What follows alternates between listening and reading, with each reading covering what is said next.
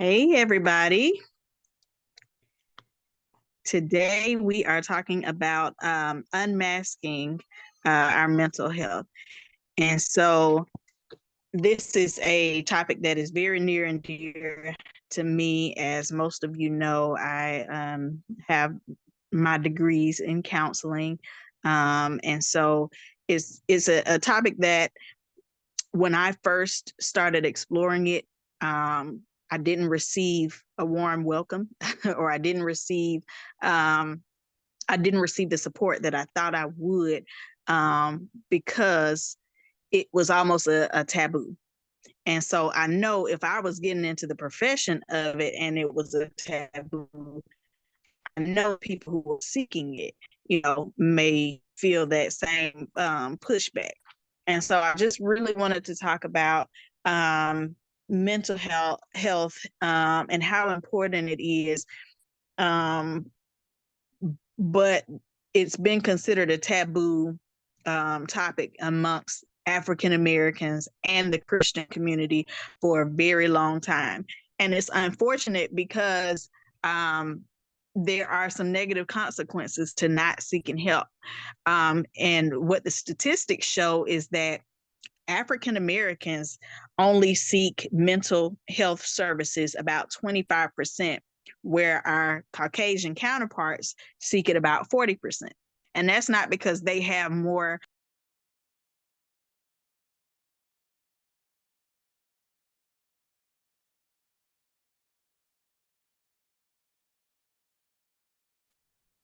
Looks like Travae is coming back in now. Okay, I think it cut out.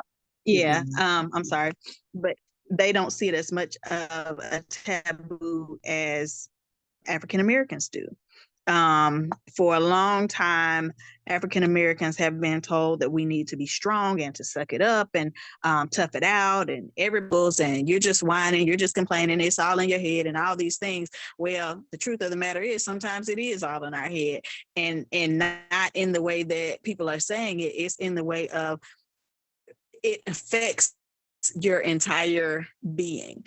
For the guys, sometimes it helps to have analogies. And a lot of times, not only is it difficult for African Americans and Christians, it's even more so difficult for men, because they have this expectation placed on them that they have to be strong at all times. But we have to recognize that strength is not just about what you can endure in that sense.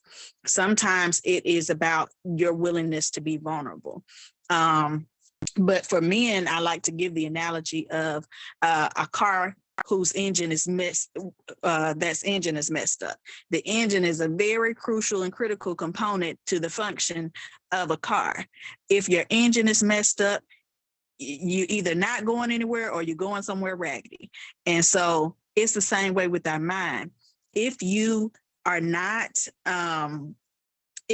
taking care of and maintaining and fixing problems that come up in your engine, which is your brain, it's going to malfunction. It's going to eventually stop, or it's just going to give you some really bad problems, and you're just going to be trugging along and everybody can see it, but you're ignoring the problem. And so I think it's important that we highlight the importance of our brain and our minds. And mental health has been linked to physical symptoms. Like, you've heard of people getting ulcers, or stress-related cancers, but we still don't want to acknowledge the crucial component of seeking help when we need it. And it's not that you necessarily have to be in counseling all your life or have to be on medication all your life, although those are tools that God has provided for us to use. That's not necessarily going to be the case for everybody. And even if it is the case for you, there's no shame in getting help. You know, getting help is just like going to the hospital for a physical ailment. Just like God uses doctors to help heal and bring about physical changes, he uses counseling to do the same thing with our minds, to perform surgery of the mind, because some scars just aren't visible. And when it comes to the Christianity, just like Jay said in the chat, Giovanna said in the chat, a lot of Christians have been told to just pray about it. But we know that faith without works is dead. We have to put in the work to heal. And sometimes that includes counseling. Sometimes that includes medication. Whatever it is that God is instructing you to do to get better, that's what you need to do. He has told us to get wise counsel. You see, in the Bible where it told the young women to seek or the older women to teach the younger women. And that wasn't necessarily about age, but it was about wisdom. It was about tactics. It was about tools. It was about resources. Basically, get help when you need it. And then we heard about how David provided music therapy for Saul. You know, when Saul was tortured by those spirits in 1 Samuel 16, God used instruments to cause comfort and mental wellness to come over Saul. And then in the multitude of counsel, there is safety or wisdom, and that's Proverbs 11 and 14. And yes, Tiffany, you also put that in the chat. And so y'all know the scripture, but why is it so hard for us to seek help, to receive help? I think a lot of it goes back to pride and fear. Sometimes people have exposed things or divulged things about themselves to somebody who was not a person that they should have trusted. And it's at no fault of their own, because they wouldn't have told them if they knew it was going to blow up in their face. They did the best they could with what they had. They made a decision based on the information that they had, and sometimes it backfires. I mean, but such is life. And then we don't really want to seek help when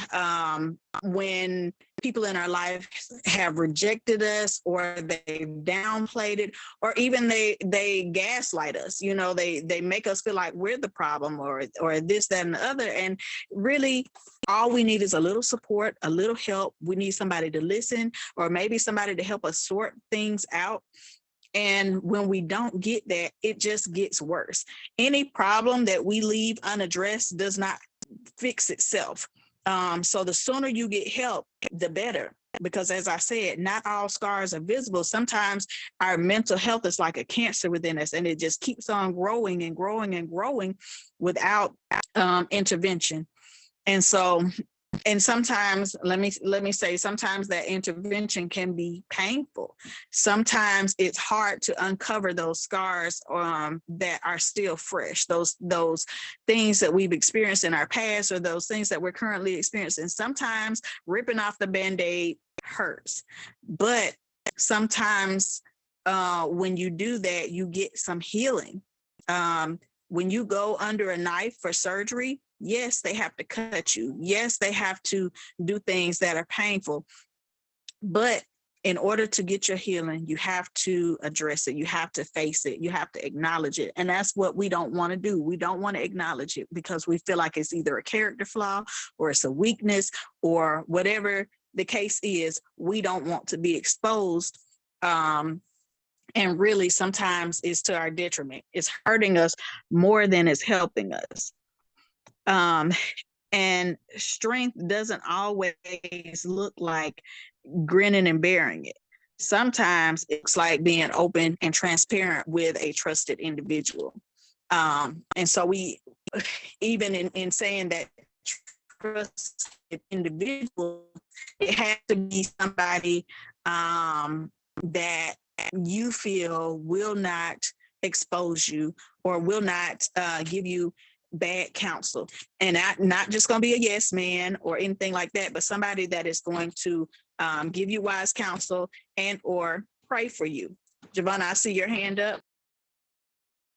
I wanted to say all the fear, the shame, and all those attributes that we talked about. But I noticed, just speaking for me, I didn't have a word for it.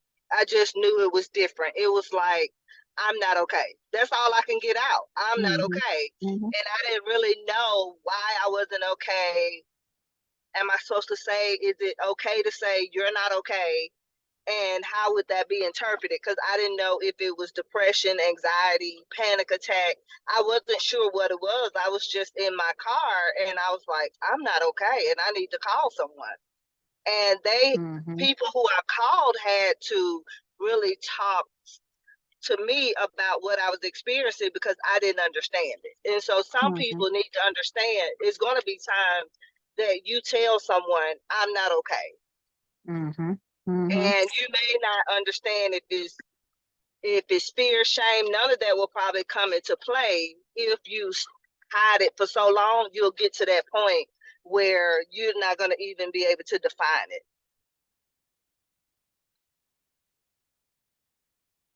And that's an awesome point. And that is one of the reasons why we have, some counselors, is because they can help you put words and identify the things that you have going on. And even if you choose not to go to a counselor, so to speak, if you choose to maybe talk to, a friend or somebody that you trust, they may be able to give voice to what you're going through, and they may be able to help you feel seen and heard, because what you're experiencing may not be normal, so to speak. It may not be the day-to-day,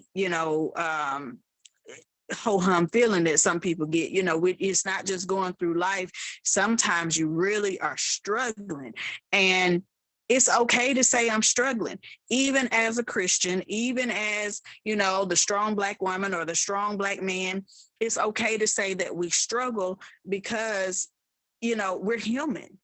And I think we forget that just because we have the Holy Spirit living within us, or just because we have endured trials before, does not mean that we don't feel pain, does not mean that we don't feel hurt, does not mean that we don't feel let down, or we're not grieving over something that we lost, or whatever it is that you're dealing with. Sometimes it just helps to be able to acknowledge that, and then, like you said, putting words to it. When I can put words to it, then I can know what to pray for, or then I can explain to my doctor, or then I can, just it makes it easier, and it makes you, again, feel seen and feel heard.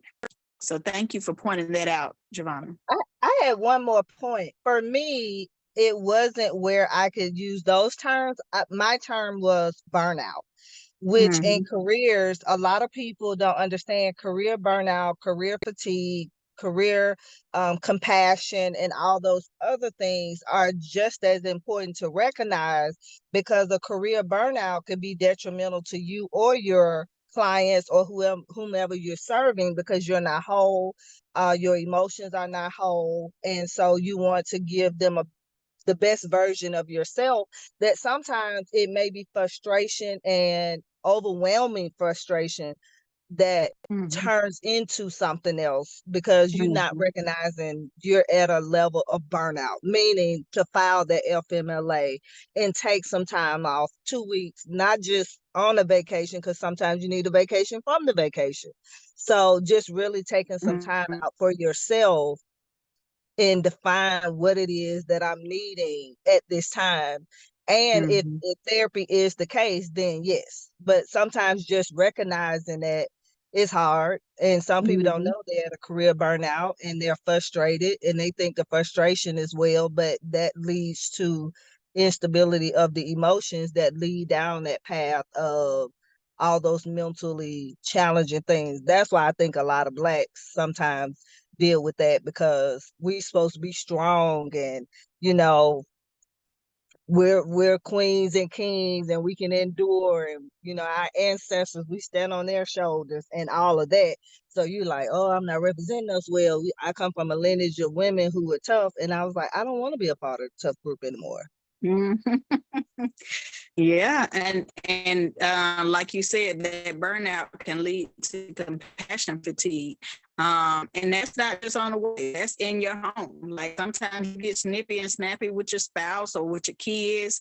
And like you said, on the job, and we like to say it's bleeding on other people. You have a injury and now you're bleeding on everybody else. And they didn't deserve you snapping at them. They didn't deserve your anger. And for that matter, even if they did, it's still not healthy. It's not healthy for you. It's not healthy for them. And really, mental health is not just about going to the hospital during an emergency. It's a lot about maintenance. It's about checking in on a regular basis so that you don't get to that point of burnout, so that you don't get to that point of compassion fatigue and all the things.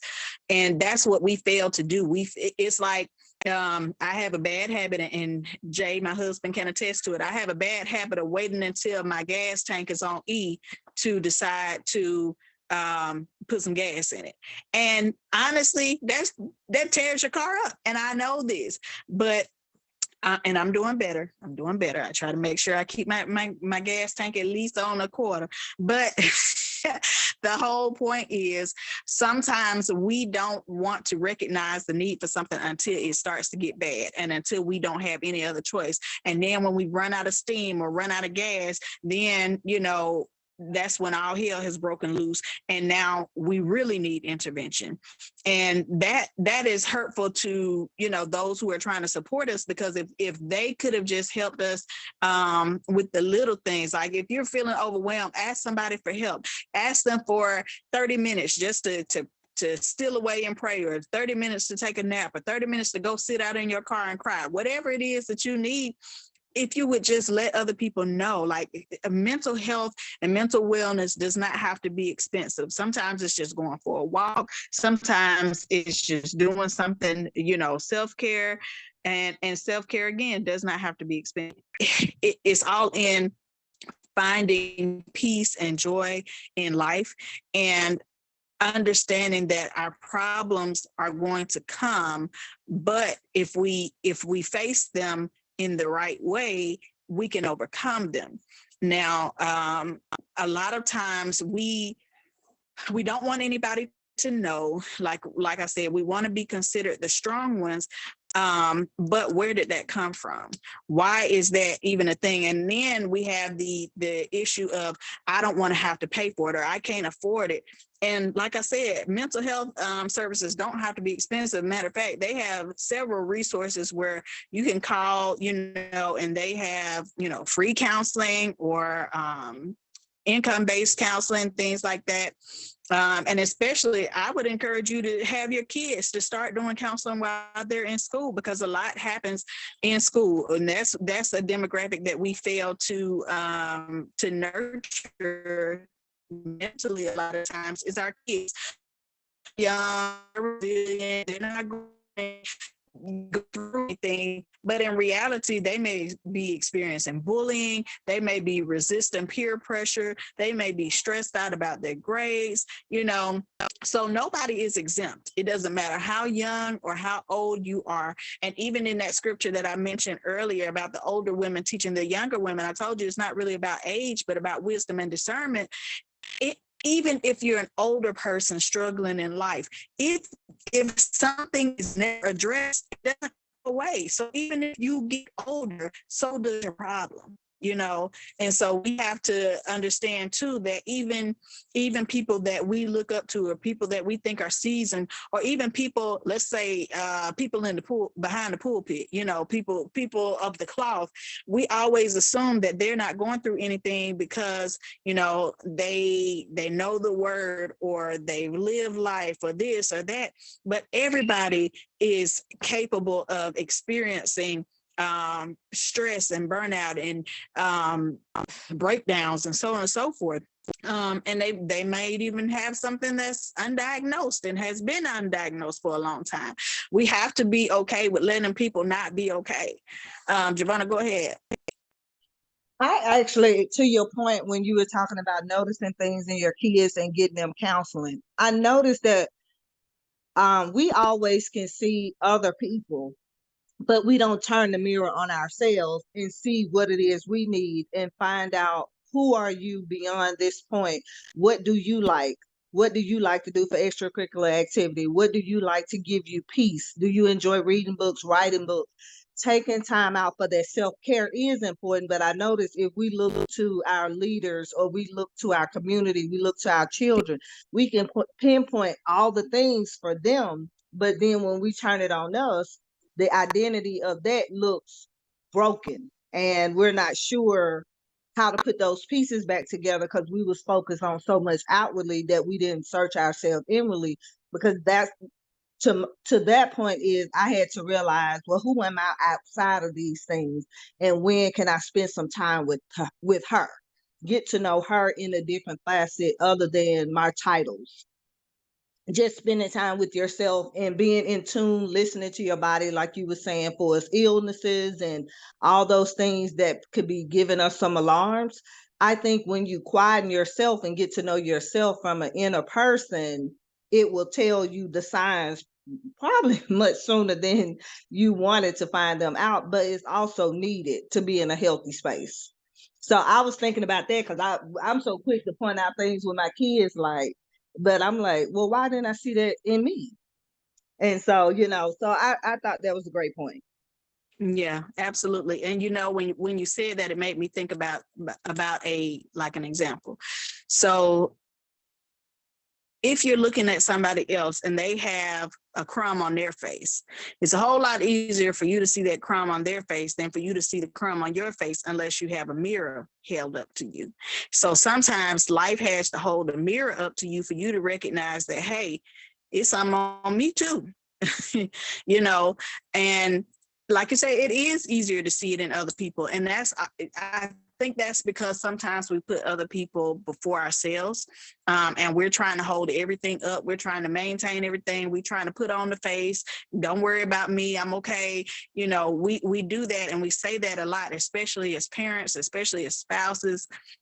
But when you're not healthy, you're not as valuable to your family, not in the sense of like worth, but you can't help them in the ways that you would be able to help them if you were healthy. It's just like, they always share this analogy of being on the plane and putting on your mask first before you put on the mask of other people. And honestly, it's kind of sad that it has to be said, but it has to be said because we are so used to putting other people first, and to our detriment, where we will lose ourselves trying to help somebody find themselves. And like like they say, we preach and find ourselves, a castaway. In the same regard, like we are preaching, take care of yourself, take care of yourself, take care of yourself, but are we taking care of ourselves? Most of the times we're not. Most of the times we're like, I'm okay, I can deal, I can handle it. But in reality, God never meant for us to bear everything alone. He never meant for us to take up all the weight. He wants us to cast our cares on him. And so sometimes this thing is spiritual and you need deliverance. And sometimes it's mental, sometimes physical, sometimes you just have a chemical imbalance. And, if you would just get that checked out, life would be much better for you. That was me. That was me. If you never get it checked out. Well, that was me. My hormones definitely got off balance. I had to switch to the OBG to a GYN based on my age.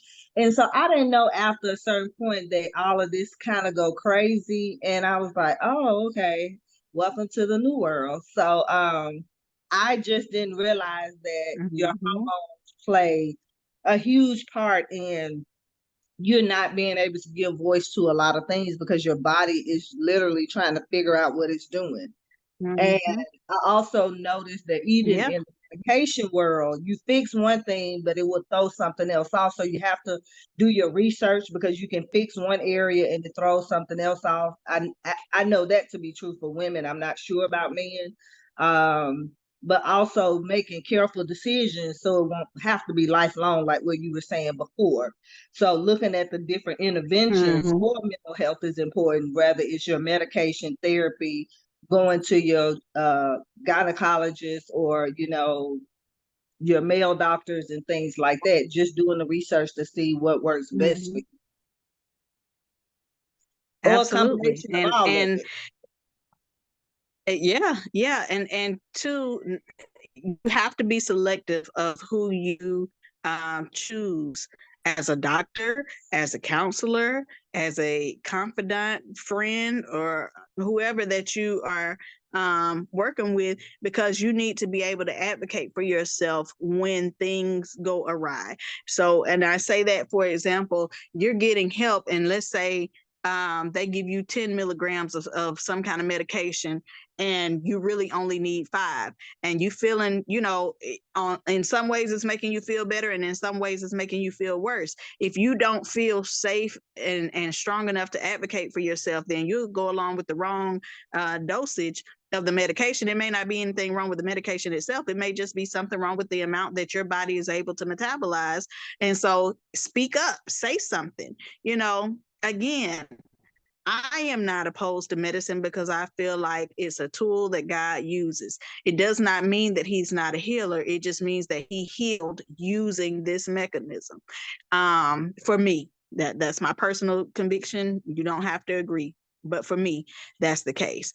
And if I happen to have to go on some kind of medication, I'm prayerful about it. I'm prayerful about who the doctor is. I'm prayerful about who the counselor is. And I'm asking God to show me what's going on and help me to give voice to what's happening in my body. If I'm uncomfortable with something that's prescribed or whatever, you have to be willing to speak up for yourself.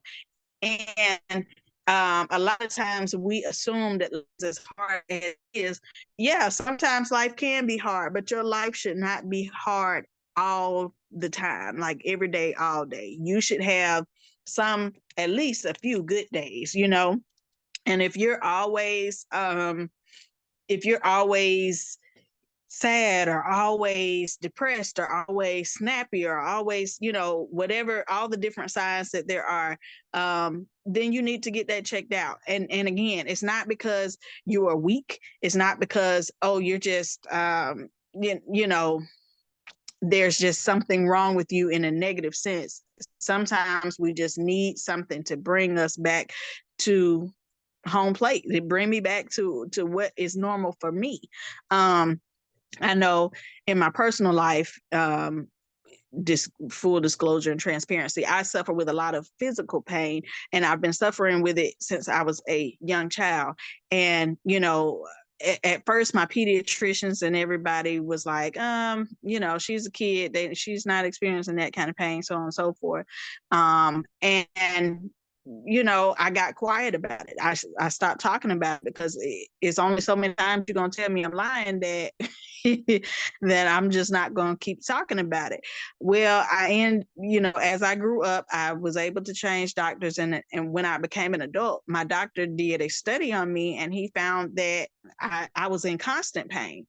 And even if I didn't recognize I was in constant pain, I was just always in pain in my sleep, in my waking life. I was just always in pain. And he said it's kind of like a air conditioner. You hear it come on, but while it's on, you pay it no attention. And it was that way with my physical pain, but it can manifest that way for some people with their mental health. They might have an instance that triggers them, but as time goes on, they just get used to the lull of the air conditioner. They get used to being in that place of just distress, and it becomes their normal, but it's really not normal, so to speak. It's not what most people have to endure in a day-to-day life.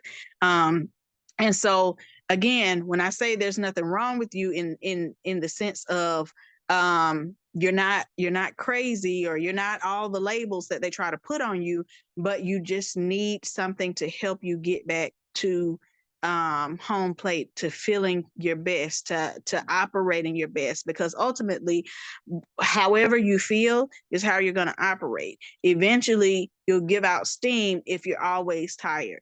Eventually you'll give out steam if you just can't seem to concentrate. Like, these are things that if you don't realize that it's not normal for other people, then you're going to keep going on about your life as if this is something that I just have to deal with for the rest of my life, when God has placed resources and tools in the earth for you to take advantage of.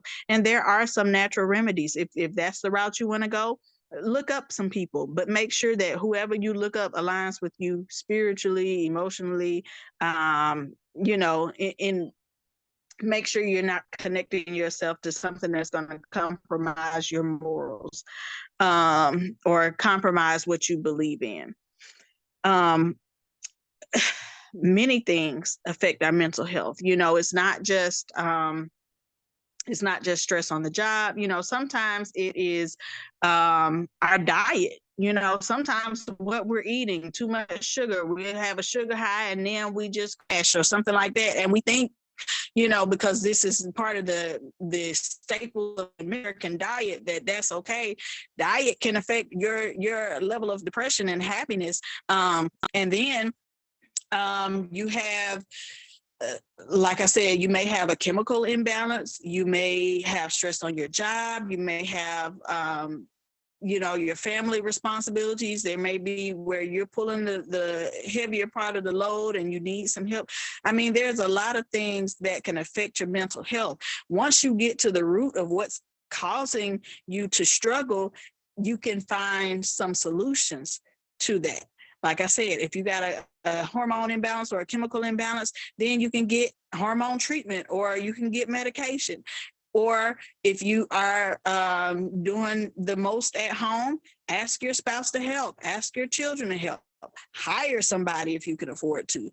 There are things that you can do once you recognize what is actually going on in your life, what is making you just a little bit off. Sometimes things just don't feel right. And it reminds me of when when a woman gets pregnant, she may not be able to see her belly in the first, trimester. She may only know that she's pregnant by how her body feels. And it's the same way mentally. Sometimes you just feel different. Sometimes you just feel like something is off. And you have to listen to your body, listen to yourself. God put those alerts in you so that you could tend to you. Again, it's like that engine. When your check engine light comes on, there's a problem. When it tells you to check your oil or your tire pressure's low, there's a problem. Your body gives you indications and signs when something is off with your body, with your mind, with your spirit. It's up to you to take control of your health, because you are all you have when it comes to what you feel. Nobody else can feel what you feel within. They may recognize some things on you. They may say, hey, you looking a little, a little sad, a little down, or hey, you looking, or you're dragging, or you're talking slow, or you're doing this, you're doing that. People can recognize certain things, but some things you just gonna have to feel. You will feel yourself, and you're gonna have to advocate for yourself. You're gonna have to, go to the doctor, take some time off. We don't, honey, Black people, we don't want to take off work because, we feel like we got to stack up our time and save for a rainy day. Well, okay, honey, it's raining. Get your umbrella out. Go ahead and take the day off so that you can either rest or you can go get some help. And schedule time for yourself. Invest in yourself. And there's nothing wrong with that. That's why this self-care thing has blown up how it has, is because people are starting to recognize that it's okay to love ourselves. The Bible doesn't say love your neighbor instead of yourself. It says love your neighbor as yourself. That means you're supposed to love yourself. So the self-love movement in and of itself is not bad. Yeah, we got some commercialized components of it. Anything that is good can be perverted, but the whole point is invest in yourself, invest in your mind, invest in your spirit, invest in your soul. Get to know yourself. Learn your triggers. Learn what your body feels like when it's at its best. Also learn what you like to do. Learn the things that relieve your stress or calm you down. Learn what things excite you. Learn about yourself so that you will know how to treat yourself. This is your vessel, and you only get one. There is no other. The only one you get to trade out is when you cross over to the other side, and I'm not ready for that myself.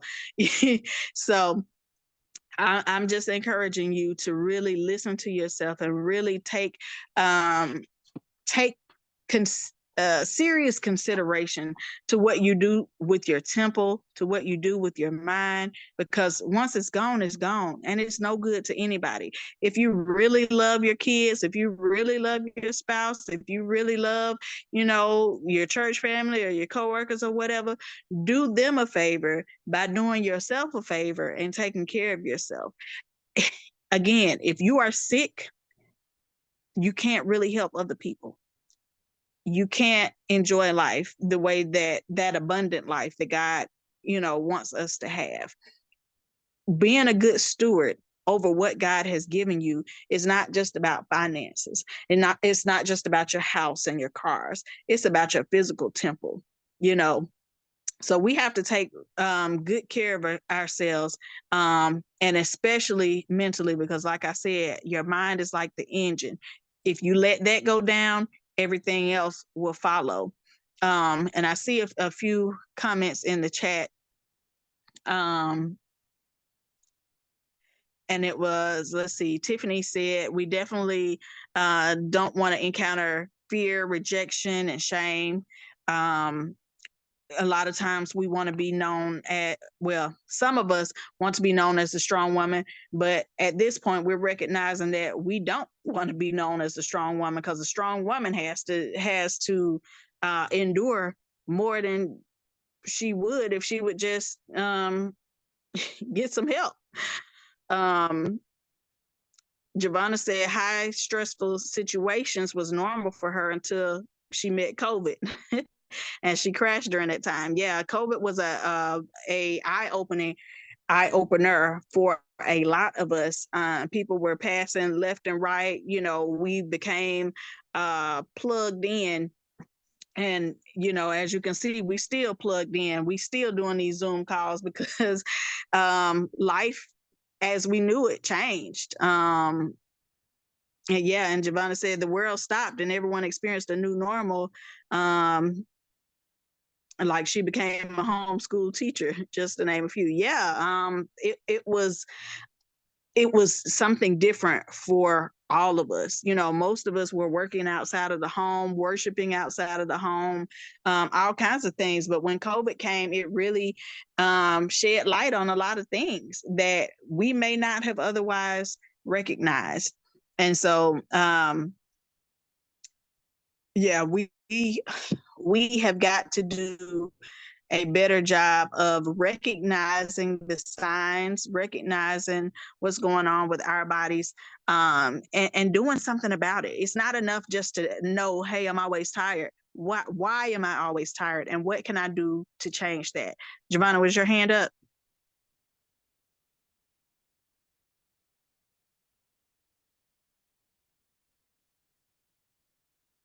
Okay, I'm sorry.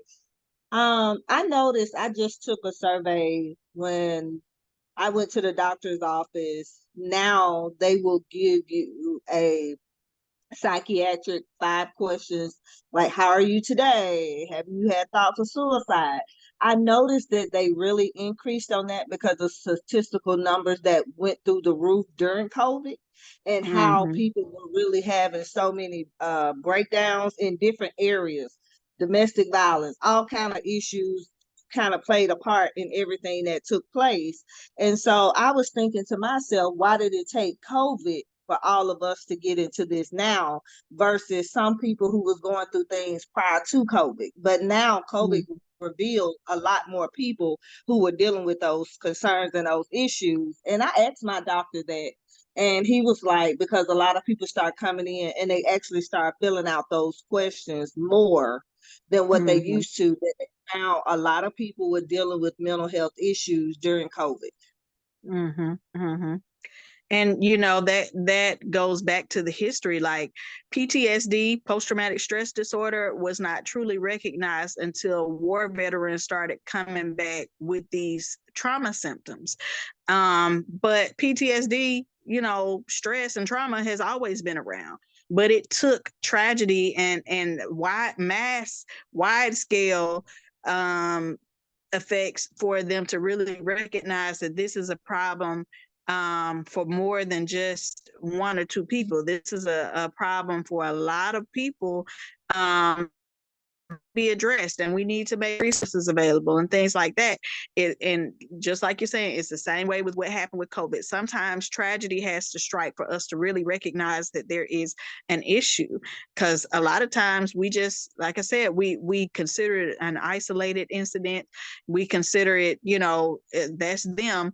But until we recognize and we start seeing some things in ourselves, or we start seeing how it's affecting other people, and we start learning the signs and things like that, until we do that, we're still going to be in a state of ignorance.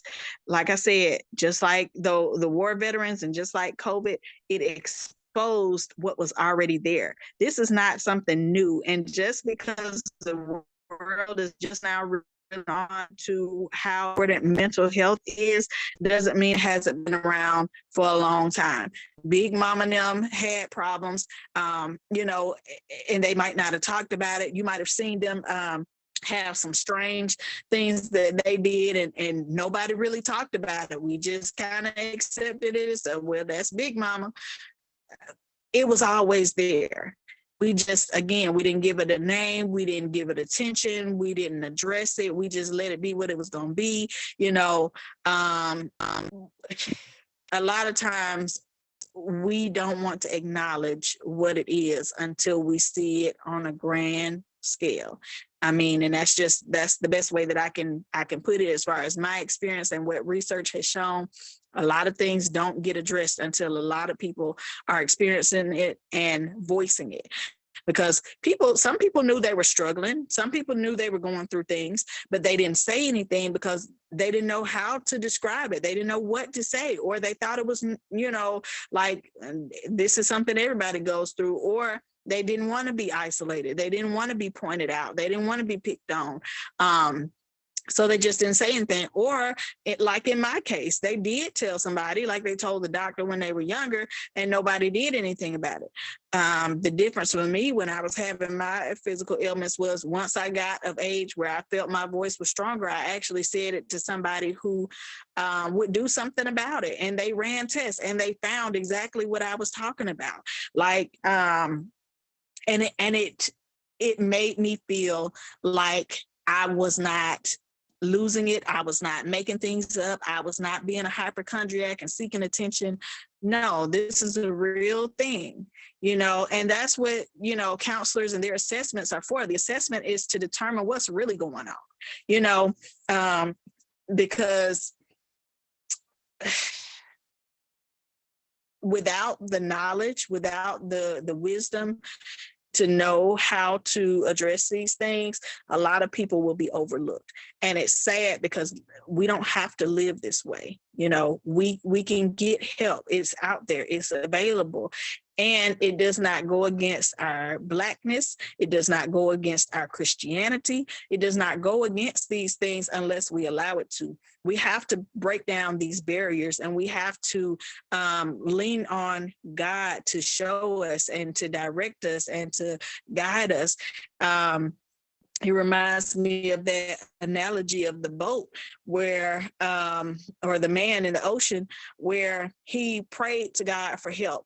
He's in the ocean, shipwrecked. He's, hanging on to a broken piece of the boat, and he's praying for a boat to come. Well, he's praying for God to save him, and God sends a boat. He doesn't take the boat. He waves it on and tells the boat, no, God is going to save me. And boat sails on. Next boat comes, ask him the same thing. He gives the same response. It leaves.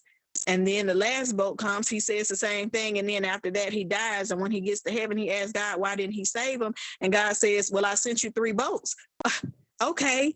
Why do we put God in a box and say that the only way that he can save us is through a way that we, he just got to snatch us out of the water? That's not always how he's going to do it. Sometimes he's going to send help in the form of somebody else or some other resource or some other vessel. And we have to be able to recognize the God in those things. I'm going to tell you now, financially and billionaire, I count that. I count that as a blessing. I don't, how God wants to do it.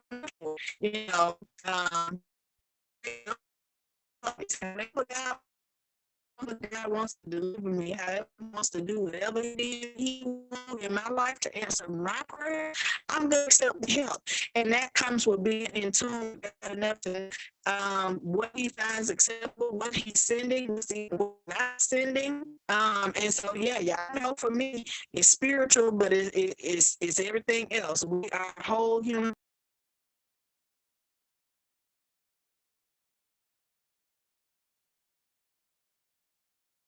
Looks like Travae cut out again. She's coming back.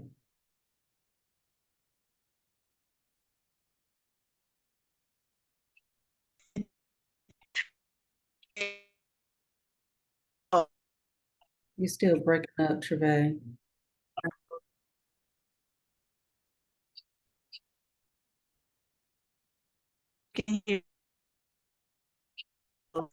We know that you're here, but you're still. Can you hear me now? Yes, that's a little better. Okay. Hold on, let me see.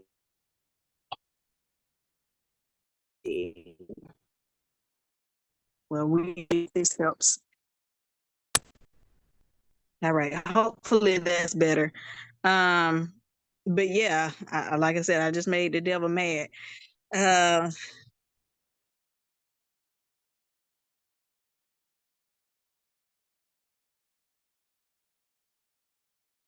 All right, we're gonna try this one more time. Yeah. The devil real mad by telling y'all that it's okay to seek help, and God is not mad. He's actually sending those things as tools, and if you are in tune with God, you will be able to recognize what he's sending your way. Just stay in prayer, because again, sometimes God answers your prayers through other people and other things, because he cares about our minds. He cares about our thoughts. He, it's okay to feel. We don't have to pretend like every day is the best day. Yes, it's a blessing, but sometimes life hurts. Oh, that was good.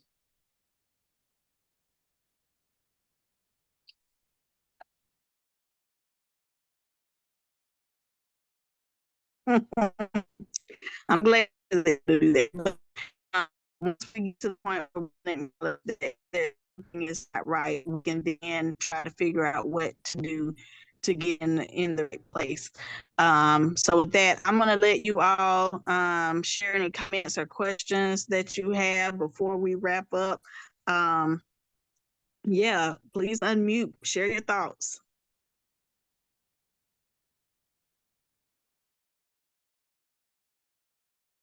I've truly enjoyed this conversation tonight, Travae. I think one thing that really stood out to me, oh, she just cut out again. But one thing okay, here she go. You gotta love technology.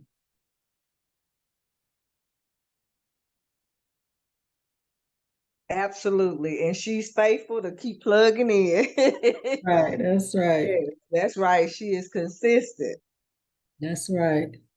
Well, what were you saying, Miss Tiffany? I was saying, I think one thing that really stood out to me tonight was just the self-awareness that we need in order to know exactly where we are, what it is that we need, what is it that God is trying to reveal to us and speak to us, whether it's through directly from him or him using someone else to help us. But just really us being in a posture to always receive and to be open to whatever God is doing. Tiffany, That's good. That's good. did I step on someone? No, you have it, Mr. Tony. Travae, I think that it's absolutely against God's word not to seek counsel, because every time I take a look at God's word and, I see David, I see Samuel, I see Moses, and I see uh, Paul, I see Peter, I see everyone absolutely spending time with other people and counsel and in some ways coaching, learning how to handle different facets of life. And so when Christians feel like the only thing that you should do is pray, that's really outside of God's will. And so I agree with you.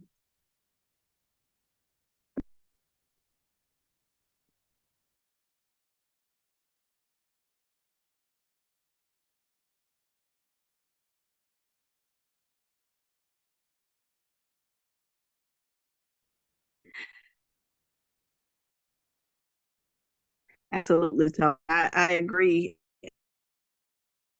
Got so many examples, and we have tried to make sense out of life for ourselves and not even consider, that in his word, he's told us to get that wise counsel. So thank you for that. And again, y'all, I apologize for my technology doing what it's doing. Anybody else like to say anything?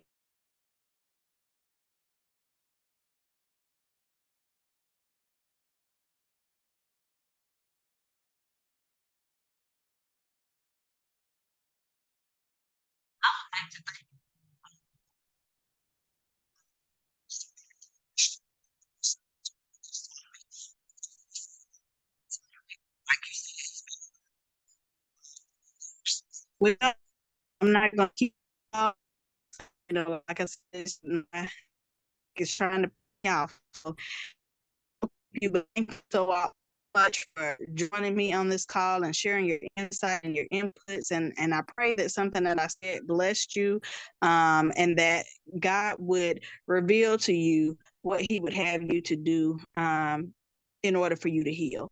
I'm praying in agreement with you. I love you all. Thank you for joining me. Have a great night. Thank you, Travae.